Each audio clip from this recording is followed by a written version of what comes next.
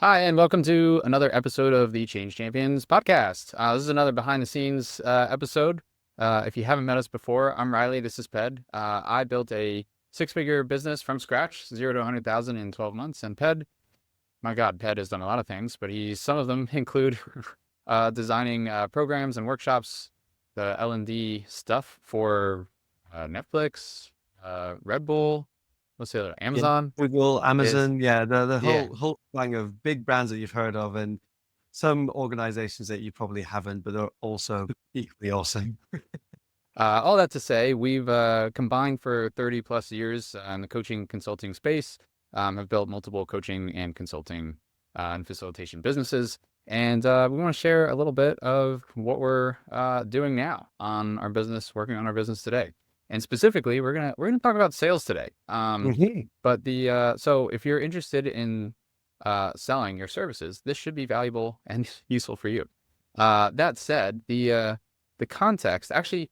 Ted, do you want to share just kind of like the background of how this topic even came Right, up? yeah, we're having a chat before this that we pressed record, and I was just sharing with you that I had a debrief conversation with a client of ours who's graduating from our flagship program, Leverage Accelerator, and part of this, is us helping to complete the arc of our engagement and solidifying some of the key learnings.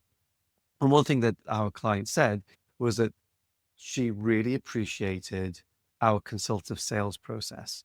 And it's not that she hadn't sold things in the past, she had, but uh, she expressed how she wasn't always sure what to say in one of those kind of sales type conversations, and that our 9-step process was a revelation. Nothing, and it wasn't that it was anything remarkably groundbreaking. It was just that there was a process to follow, a way of discovering what it is that their clients, her potential clients wanted, and how she could ultimately present the offer. So yeah, we thought it might be a nice way of bringing that to you, our listeners or viewers, if you're on YouTube, about what this whole sales conversation looks like, how it can be non-salesy, even though it's sales. Yeah, well, I thought it was just really interesting to hear that that was one of her biggest takeaways, like most valuable parts. And by the way, meta side note here, if you're not asking your clients for feedback like this, you should probably start doing that because it's just so helpful to. I just it's so easy to fall into the trap of just assuming that you know what your client needs or wants. There's a difference between what they need and what they want, though. And actually hearing after the fact what they found most useful, where there's room for improvement, just Well, like asking all those kinds of questions, so valuable. And oh, by the way, so for the Americans in the room, uh, I think you said consultative. I would say consultative, just in case people didn't hear what. So consultative sales is our approach that we teach. I don't think it's unique to us. I think other people would say would use the same phrase. But we have broken it down into 9 steps. It's probably too tedious for this episode, but I think what we probably could do to share is the kind of the 3 steps, which is sort of like chunk it down. And what's the phrase you always use, I Ped? would Value, value, pitch, pitch. value Yeah, pitch. yeah, Yeah, it's and at least for me, one of the things that I found the ickiest part of sales, and why I just essentially had a complete misconception of it before having this idea of value pitches, that I thought you have to go in and pitch straight away. It's about, here's what I've got, here's what you need, and this is why it's so good. And instead, just flipping that completely around and having that as the last part of the process, where yeah. the first two parts like lead in a way lead people to want to ask you to pitch them, is I find that But you go yeah, for it. so it's way more collaborative. Um, but you're still that doesn't mean that you're letting people step all over you and you're just like like a beggar asking for, yeah, the scraps that they, like, it's, you're still in a leadership position, and you still want to maintain that. But have you ever seen the show Suits, Fed? I don't know. No, I know of it. You've heard It's of it? yeah, That's like what could that, I don't know if anyone's seen that, but it's about like high powered lawyers, that are very sharky and like very smooth, suave, like salesmen, and that's like the scene that comes to mind when you're describing that like connotation of like, especially in like the B2B space, like you go into a boardroom and like you're gonna pitch, and or like Shark Tank or something, or yeah, Dragon's Den. It's like I'm gonna nail this, and um just it's, I don't know, it's good for media, and it's like good for storytelling and like TV shows, but in my experience, that is very rarely how it actually works. Um, I wish someone told me that. I still remember the first time I did, instead of value pitch, I just basically did pitch. And I went into a room, and I had a prospective client. I worked so hard to get that meeting, and I pitched, and it kind of didn't land. It was like, I cool idea. yeah, But actually what we could really use help with is like this. And thank God I was nimble enough on my feet to be like, oh, okay, interesting. Like, yeah, I could probably like yeah, figure yeah, yeah. something out that, yeah. And then it turned into another conversation. But it just goes to show, like, if I just started with that, and maybe we can define the value pitch a bit more Yeah, I here, was but about to like say maybe like it we would have need to gotten much, explain it. yeah. So the first value, do you want to share? I mean, this is what Yeah, I'm, so this is a way of, I mean, it sounds so obvious, right? So the first bit of value is a way of finding out whether you can even help someone by asking them questions about their challenges, their goals, what's getting in the way, just uncovering what they've tried in the past to fix it. Even if they uh, are looking for any outside help, and if they are, what the criteria is like. Just basically, some would call this discovery, right? And it's like discovering where they're at. And on from our point of view, when we're asking these questions, we're collecting the information for us to even know whether what we've got is useful for them.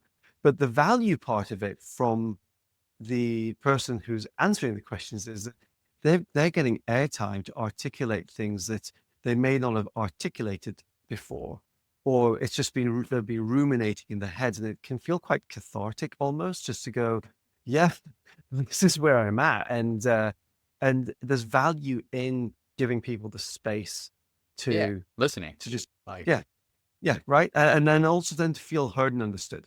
oh my God. Yeah. Pet, I've had people cry in the past. Like, I had a streak there for a little while where, I mean, people were crying. It was like every week I was having people crying on a call, and and I didn't. Sometimes people would like compliment me and like holding that space, and like it can go either, like, people, teach their own. Some people Yeah, yeah, yeah, are yeah. happy I know. about that, some aren't. But you meet people where they're at, and I think someone might be hearing this and thinking like, crying, what are you, like, beating them over the head with your questions? Like, that sounds horrible. But it just depends. And like, I'm not saying you have to make someone cry to deliver value. That's not my point at all. The point is the like the space and the active listening, and just being, and especially I find that, I mean, it depends. There's a lot of examples, but I feel like the higher up you go in terms of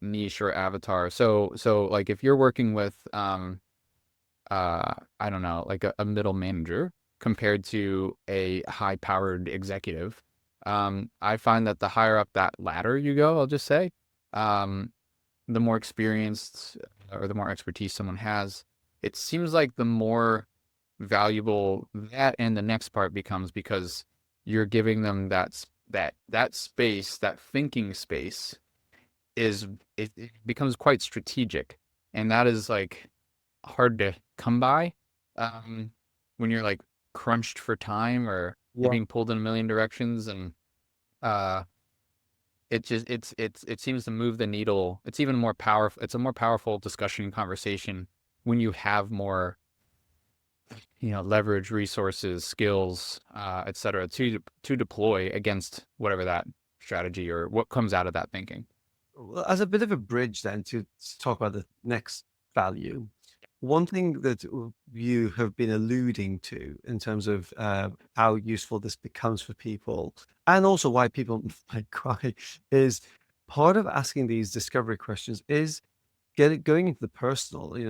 Not just asking, what problems are you facing, but also asking, how's that affecting you personally, or what would it mean for you personally if you achieved your goals, right? And so this shifts the emphasis of I'm here to solve problems to I'm here in your corner as your thought partner, as someone that's invested in helping you achieve your goals and all those things. And so there's something, especially for the higher up executives who admittedly you probably don't get as I've not had as many tears up there as maybe working with solopreneurs who are still under quite a lot of pressure, but there's a lot more there's a I don't know how to best articulate this, but your business and your life are just much more intertwined in terms of your identity and who you are, and then that's where I feel like emotions can come up more often. It's not to say Yeah. that people that work in businesses don't also have emotions, but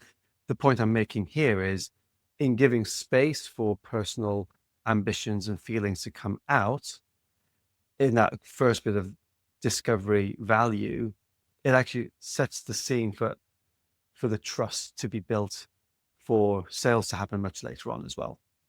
And yeah, go on. Sorry, already. Go ahead. Well, yeah, no, I was just gonna. So, you want to talk Yeah, about no, the second yeah, and I was second going to say value? that, and this leads us on to the second value, which I'm going to pass over to you to explain what the Ah, second value is. well, so this is really like the bridge. Well, obviously, it's the middle step between value and pitch. It's the second value, and this is where I think sometimes people can confuse. So we talk a lot about like the collaborative approach in our process, like this is the thing we teach inside of Network and Sell, and and also in Leverage Accelerator. It's really like core to what we do and what we help people with. But I think sometimes people confuse collaborative with like everything needs to be 100% bespoke to meet the needs of this client. And it's like, well, not exactly, because if all you did was, set your sail to the wind and just go wherever it takes you, well, I mean, yeah, and like you're probably going to sail out of scope of, what is within your strengths or skill sets. Like you still need that anchor point somewhere. Do they have anchors on sailboats? I would think they do. The analogy still holds. Yeah. Um, but so it's the reason it's a bridge is this is where again you're leading the discussion and conversation to guide them through your expertise, your strategy, your model, methodology, framework. It depends on what your service is or what your niche is. But all kind of in that realm, you're sharing your expertise and you are merging it or Relating it. connecting it, yeah, to what you just heard them explain, talk, and actually, this further validates the first step because it demonstrates that you were actually listening. You weren't just like a robot, like asking questions, following a script, but you're actually engaged in the conversation and processing what they're saying, active listening, parroting things back, checking for understanding. Like all that's happening in the first step. But what that allows you to do is move on to the second step where you combine their experience and what they're sharing with you with that expertise. And so you can or maybe you just disqualified them as a potential prospect because based on what they shared, your expertise or strategy or whatever you thought might be valuable is no longer relevant for them. Yeah. And then you just say that instead.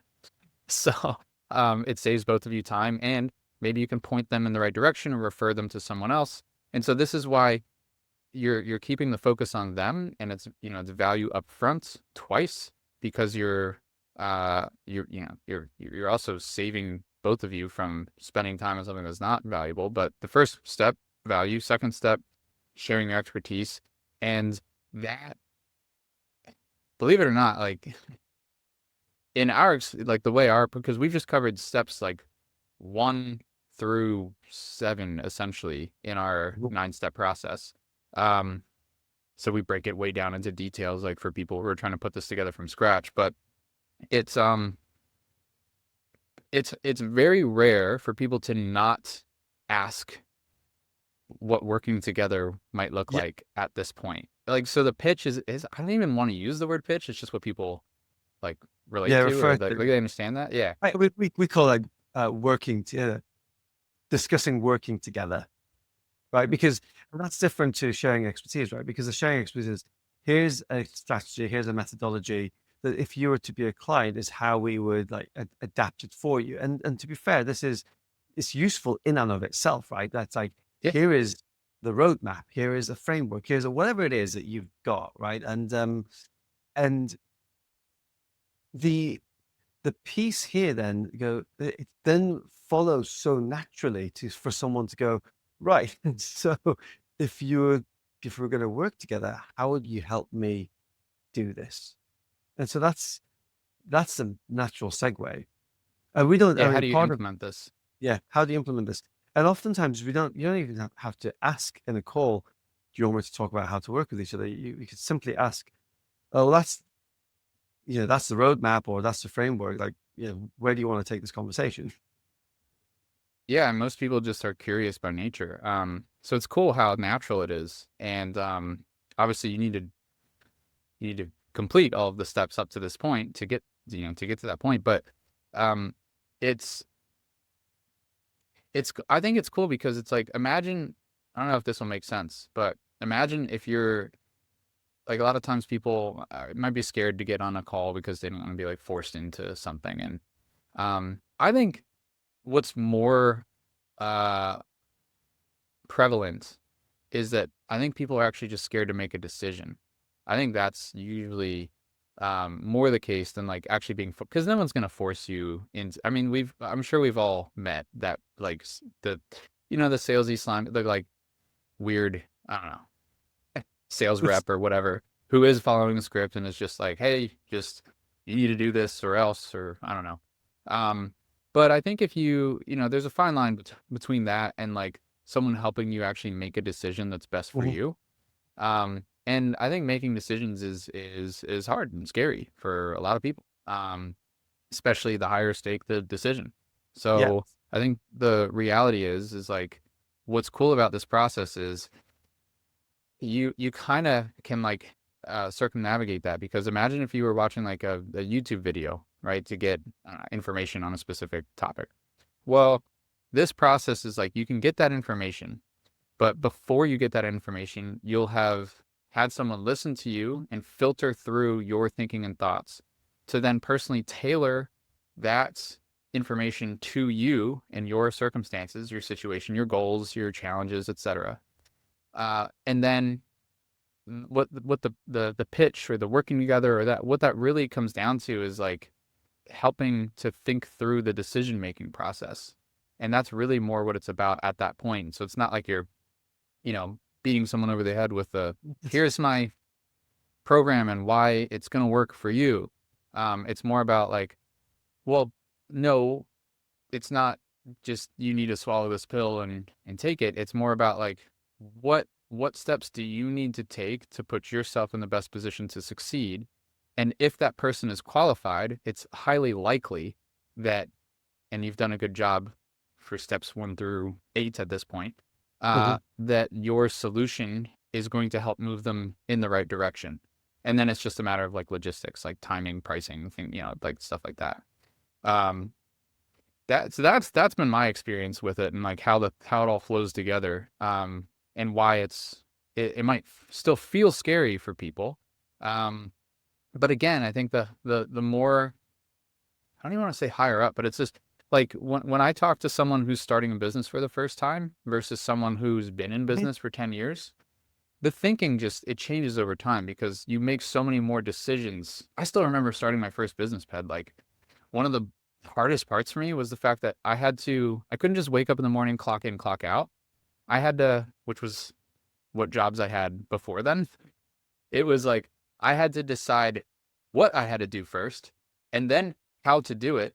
and then I had to execute, and then afterwards I had to reflect on, did I do it correctly? Yeah, Like right. you're And wearing then no one's the telling me manager like you hat. did this. Yeah, it's all the hats. It's like all, it's just so much. And so this actually, for people who recognize that, like if you haven't done that before, then yeah, it'll probably feel like weird or like scary to Yeah. be in a position where someone's trying to help you make a decision. But if you have been used to that, it's actually like, what a relief. Like there's one client we have right now. I won't name her, but she told me on a call recently. I don't know if I told you this, but she said, uh, like she's worked in sales for years, and she's like, I don't like, no one likes bad sales and what we were explaining, Yeah, yeah. but she's like, but I love being sold to when they're like good, when Yeah, she's like, I love it. And it's, we're gonna have that. you don't Please don't- you don't hear yeah. that every day, but it's like, and she's like, and you guys, this is good, this is what I like. Yeah.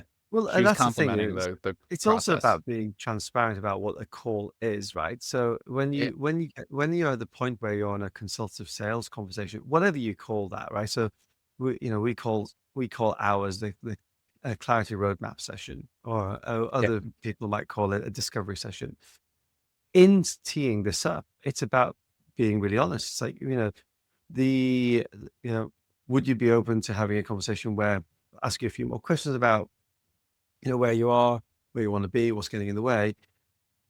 Off the back of that, happy to share our roadmap that we take all of our clients through. And if you want to find out what working together looks like, you can ask us about that, right? So it's also just making sure that we're not hiding behind what the nature of those calls are. That I also think that for me and from when I hear from others, makes the whole process feel much more palatable. And yeah. it's all part of the rapport building that just happens all the way through to it's almost like this consultative sales is kind of like the end point of rapport building that's happened beforehand. Everything Oh from those my God, so initial many steps. interactions, yeah, so many steps, and it depends on what your particular funnel or pipeline looks like to get somebody there. But I know that we've tried all sorts of funnels and pipelines in the past, and sometimes it's just getting people straight onto a call, which can and does happen. It's a the percentage of people that go from not knowing you to agreeing to a call like this is way smaller than if you've nurtured people in other ways beforehand. Uh, and uh, and it just makes that the process is still the same. It's a little bit um, more challenging, I suppose, to build that rapport within one call. It's not to say that Oh, it's not possible. well, It is I mean, totally possible. and maybe we can leave on this little Yeah, nugget yeah, here. maybe. Um, One of the things we talk about and teach our clients is how to divide and where to do it, those 9 steps up Well, into multiple calls, because it's yeah, everyone comes in with their own set of beliefs or limiting beliefs, and like what sales is or isn't, and what it's all these things. But the it's just, man, just going through it and actually like experiencing it for yourself. I mean, I've had people not become clients and thank me at the end of the call. yeah, And like, how cool. I mean, I always like wish them the best, and I hope that they're, making the best decision for them. Sometimes it's very apparent if they are or aren't. Um, but it's uh it's just so cool that you can get to that point. And let me tell you, man, I've had plenty of calls that did not get to that point. yes, Um, and especially before I, landed on this approach, this process that we now teach our clients as well. But it feels right. Like yeah. you know what I mean? Like I don't know how else to say that. It just It's feels it more just leaves aligned.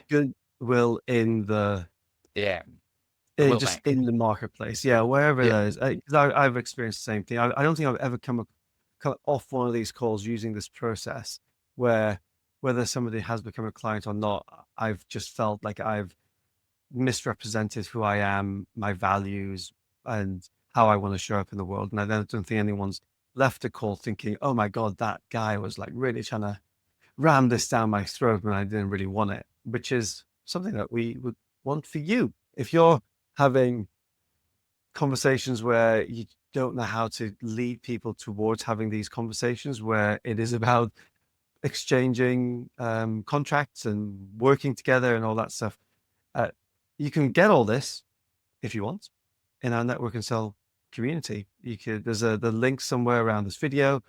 You can sign up. It's $0 for the first 7 days, and it's the third course within our program. You can go straight to it, called Sell Offer.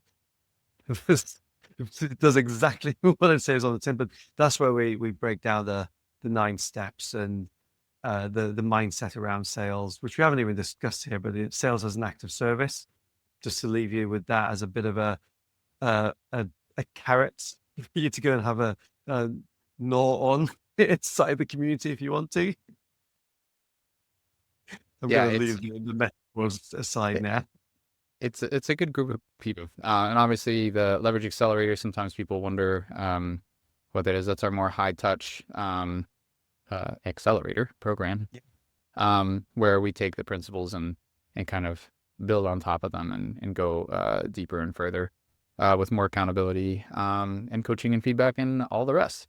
That said, thank you all We'll for still, listening. We'll leave it yeah, we'll there, see you next and yeah, see you next time.